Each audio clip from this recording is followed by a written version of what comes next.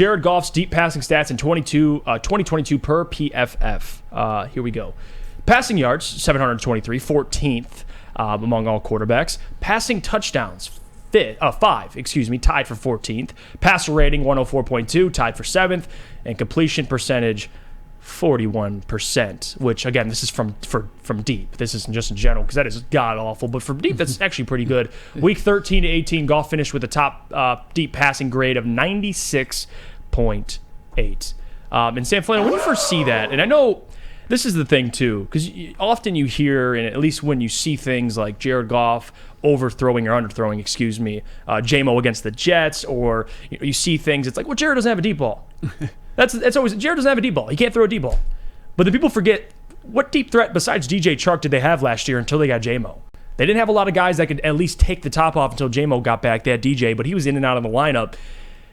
What's your first reaction when you see these stats? Well, you also have to remember that Khalif Raymond throw that he made against the Packers in week 18 last season. That was probably the best throw I've ever seen Jared Goff make for the Detroit Lions. What I take away from this is that it confirms that Jared Goff had the best season of his life last year, and that he certainly was not the problem. He played well enough for the Detroit Lions to make the playoffs. It was the defense, at least in a macro level, that let them down. That doesn't necessarily mean that I want Jared Goff to be here long term, but that Jared Goff was certainly very, very good last year. He was the second best quarterback in the NFC, and I honestly think that he'll be able to replicate that this year with Ben Johnson coming back as coordinator, Amon-Ra St. Brown, Jamison Williams getting more involved. Hopefully he's all in, like 100% in the fold when he gets back from suspension. The offensive line is intact. You think that they upgraded at running back with David Montgomery over Jamal Williams. Hopefully Jahmyr Gibbs shows us something and is a more reliable player than DeAndre Swift.